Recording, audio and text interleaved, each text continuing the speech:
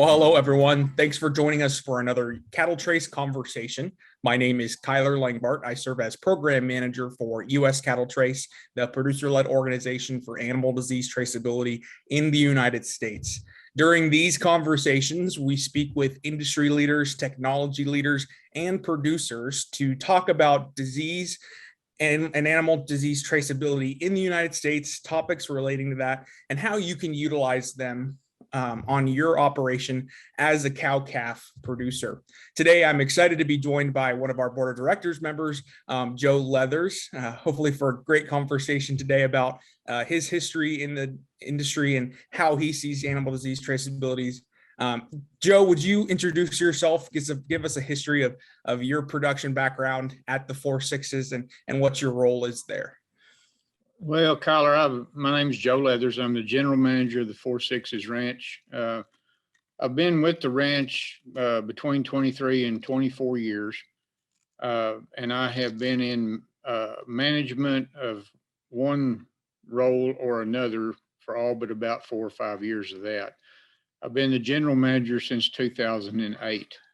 So that pretty well sums up my career. We're a cow-calf operation. Stocker operation. We fed a lot of our own cattle in the feedlot, and we are right now today working on a branded beef program from birth to plate.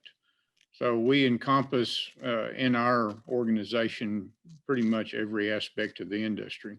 Also a board of director for the Texas Southwest Cattle Raisers Association. I have chaired committees for the NCBA. And I am an animal health commissioner for the state of Texas and have been for roughly 6 to 8 years. Yeah, we as CattleTrace are extremely lucky to have you and your knowledge of the not only beef cattle industry, but also of the animal disease traceability history in the United States, and those components really value from you, Joe. Can you describe a little bit of the history of animal disease traceability as you've seen it in the United States? We've seen a couple efforts come to pass over the past 20 to 30 years for animal disease traceability. Obviously, U.S. CattleTrace is hoping to be the next thing, but you've seen it all. Can you kind of describe for folks who are interested what you've seen the industry develop, specifically the beef cattle industry, for animal disease traceability over the past few years? Well, I'm going to give you my perspective of it, Kyler. I've been involved with it and heard about it for years and years. And there's been other industry leaders that have tried to step forward and to promote it. And really what I've seen is a lot of misunderstanding, confusion, division among the cattle industry over it. But, I think we all remember back when the cow that stole Christmas and the one cow that with mad cow disease that was imported in and destroyed our market in the cattle industry, destroyed our market share for some time.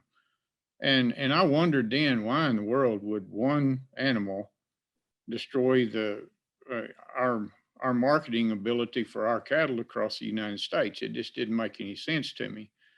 And still there was a lot of coffee shop disgruntled people, but yet there wasn't anybody step forward. The cattle industry, for the most part, from our organizations, state organizations and federal organizations, are reactive. They're not proactive. And and I listened to it, and then I got a step forward too. I had a little misconception when I was asked to, when the governor offered me a position on the Animal Health Commission for the state. My opinion of the Animal Health Commissions, the state agencies, where they were a regulatory agency and were trying to get into our business, and really I didn't see them as an ally. That's just the honest truth. But whenever I became an Animal Health Commissioner, I realized, our state agencies and our state vets are there to protect our industries, whether it be cattle or hogs or sheep or chickens, whatever the case may be. So they are really our allies. But in order to do that, we've got to become partners with them and try to help them develop programs that are not only realistic, but beneficial to us to protect our market share. And so then you take another step forward. In 2011, we droughted out here in Texas, and I had to move cattle all over the United States. I mean, I ended up with between 9 and had as many as 12 ranches at one time in 5 different states. And when I started moving cows out of Texas for interstate movement, and we was crossing state lines, I had to come up with, the Bangs tag numbers, all the health paper requirements. And the process that I went through for the first load or two of those cattle that I sent, using the bright tags, just those metal tags, and trying to read the tags some windy days and cows fighting their head, and then the breakdown of communication from one person reading the tag, hollering out the numbers to another guy writing it down. It's a little bit like let's tell a story to somebody in private, and they pass it around the group, and by the time it gets to the end, it's nowhere close to the same. And I thought, my goodness, why are we going through this? It's not good for the health of the cattle. It's not accurate. There's too much possibility for human error.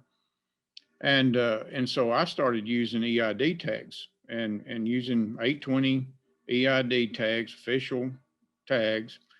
And once we got those tags in place and started utilizing that for interstate movement, it simplified. It took about a 3-day process to get health papers on cows, to get them on truck and gone with the heat the way it was, to a 2-day process. And it was accurate. And so that's the reason I started using EID tags to start with. And then as I would go to an NIAA meeting or something, and I would listen to state vets, and they would have a little mock setup of Let's Trace, and then I got to watching the lack of ability, even though the heart was in the right place, and the state vets do the absolute best they can to trace a diseased animal and to quarantine the animals that have been commingled. They would end up quarantining, in some cases, thousands upon thousands of cattle, because they could not identify the ones that had actually been exposed to a disease. And so I thought, there's got to be a better way to do this. And so we went for several years discussing it. And then when the different states, I believe it was Kentucky and Texas and Kansas, started doing their own individual pilot programs with different goals. And once they got the data on that and worked that through, and then we combined those and come up with US CattleTrace, I just felt like, well, now we have a producer-driven, organized effort, and we've got a program in place that'll work. Now our ultimate goal is really twofold, in my opinion. Number one, the state vets have got to get on board and recognize us as the only ones, and we are the only ones out there that can actually trace cattle for disease traceability only. And once they recognize that, and we start getting more numbers and more membership in there, then I think we will become viable to have a program set up that will be beneficial, so that we will not run as high risk to lose market share in the industry if there's a disease outbreak. And that's the ultimate goal. And we've done the footwork. We've done the hard work. We've spent money out of our own pockets to travel, to meet, and to get this program going. Mm-hmm. And I'm proud of what we've done, but now it's the next step. And so we've got to clear up the confusion. This is not, this is for disease traceability only. We are laser focused on that. Yep. And everybody, all of a sudden, every time you talk about disease traceability, even to this day, after years of saying this is nothing more than disease traceability, they want to go to added value. Look, we don't want to get into somebody else's business. If they want to try to market their cattle for added value, that's their business. Mm-hmm. If you don't, you don't have to. So, the minimal data that we need to get into these traceability program is basically nothing more than a name, a 911 address, if you will, a premise ID, and a GPS. That's it. And I get tickled. I've spoke about uh, traceability all over the United States and in Canada. And everybody says, "Oh, I don't want the federal government knowing where I'm at. I don't want any black helicopters flying around." And I always ask them, "Do you have a 911 address?" "Well, yes." And I said, "You've already got a premise ID. They already know where you're at. And besides that, the helicopters aren't black; they're green." And and I joke about that, but it's time to put the fear factor aside. This has not been pushed by the federal government. This has not been pushed by the state vets. It's something the state vets need in order to protect our market share and to protect our industries. This is 100% producer driven or 501c3 company that we as the board members are not getting one dime out of.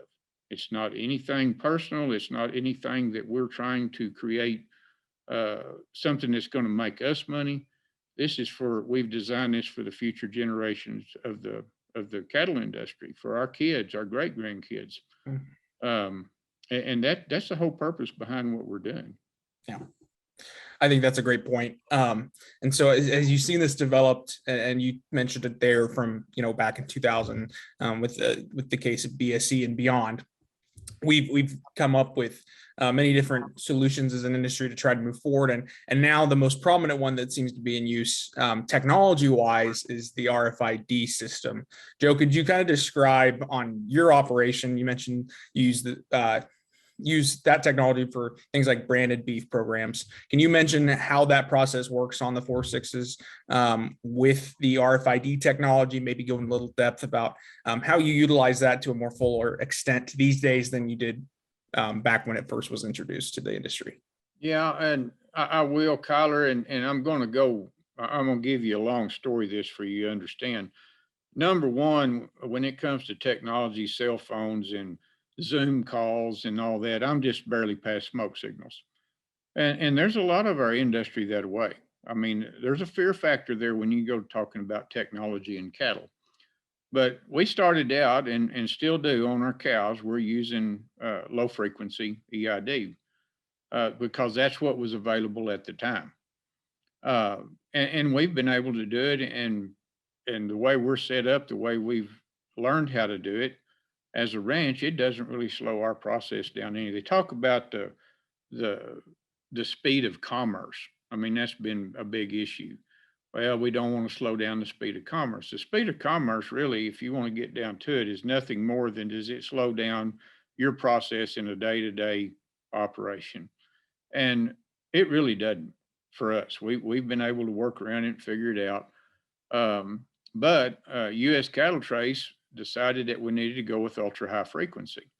And the reason that we felt like we needed to start out with that to set the program up for yearlings, for stockers and feeders for the most part, and fat cattle, is because that's the latest technology. And if everybody and their dogs got a cell phone, well, they upgrade those things, and you're constantly every 2 or 3 years having to replace a cell phone or get new software because the technology is improving. Why do we want to start a program for the industry with the old technology? We need to start it with the new so that we don't have to go back and replace. I don't want to ask producers to go back and to get set up to do low frequency and then it become obsolete in a year or two. So let's start with ultra high frequency so that we don't slow the speed of commerce down. I've been privileged enough to do it at the ranch. I've seen it in action at the feedlot, and I actually went through one of the big 4 packing houses and I got to see it in action there. It works. We can do it. We can do it today. I want to have a program set up, produced and built and created by producers. Enough producers. I want to get the producers involved in it so that there's legitimacy to it. So it's not a matter of when or not a matter of if, it is a matter of when the federal government says, hey, we've got to have this. And I don't want the federal government to design a program from us that won't work. It's one of the few times in history that we're not on the menu, but we've got a seat at the table and we're actually in the driver's seat. So I encourage people to get involved with this. If you have questions, call U.S. CattleTrace and find out what the details are and become involved. Yeah, I think that's a great point, Joe. And as we kind of wrap up this conversation, you've done a great job of explaining the history of it and some of the technology that's used today. I'm just curious your opinion on why should producers get involved and on the topic at all. We'd love producers to get involved with U.S. CattleTrace and become members. But in your eyes, you're a leader on so many different aspects of the cattle industry. Why is it important that cattle industry producers get involved with things specifically like U.S. CattleTrace or other membership organizations to stay at the front lines of topics surrounding animal disease traceability? Like many other ranchers, I have lived through and navigated through bad cattle markets. And so we do risk management. We forward contract, or we hedge our cattle, or, things that we do. If we have not a matter of if we have a big historical fire or a big fire that really jeopardizes our ranches, it's a matter of when we have one, because that's the life we live in. It's not a matter of if we have a historic blizzard. It's not a matter if we have a historic drought. There's always issues. And every successful operation that I know of have a plan. They have a plan in place so that whenever we do have that fire, we're not sitting in the middle of smoke and ashes wondering what to do with our cattle. We have a plan if we have a drought. What is our drought contingency plan? We all have one.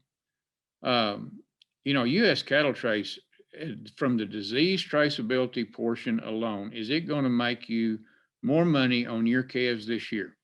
Probably not. But what's it going to do for you the day that we have a disease outbreak? And we will have one at some point in our industry. We will have one. We don't hold the keys to that. Only God does. But what is your plan? How are you going to protect yourself and not lose market share on your calves? If they've never been exposed, why do you want to lose market share on your calves if somebody else has had the misfortune of having theirs infected? So that's it in a nutshell. It's an insurance policy for the future of when we have a disease outbreak. Yeah, that's a great point, Joe. And as we kind of wrap up our conversations here, I wanted to thank you again, Joe, for all of your assistance with U.S. CattleTrace. Joe is an incredible asset, not only to U.S. CattleTrace, but to the U.S. cattle industry, a great advocate for beef cattle in the United States, and also just a great leader in general. So appreciate you joining us today, Joe, for this time. Joe mentioned it several times, but if you're interested in joining U.S. CattleTrace as a member, you can find more information at www.uscattletrace.org. Or you can give the office a call and we can walk you through the steps to becoming a U.S. CattleTrace member and the opportunities such as discounted RFID tags for operations that you can gain by becoming a U.S. CattleTrace member. Until next time, thanks for joining us for another CattleTrace conversation, and enjoy the rest of your day. Kyler, can I add one thing to that? Absolutely. If anybody that hears this wants to have someone from U.S. CattleTrace visit with them, or a group of people, we can make that happen. So just contact Kyler and we'll see if we can't get that set up. Thank you. Absolutely. Thank you all.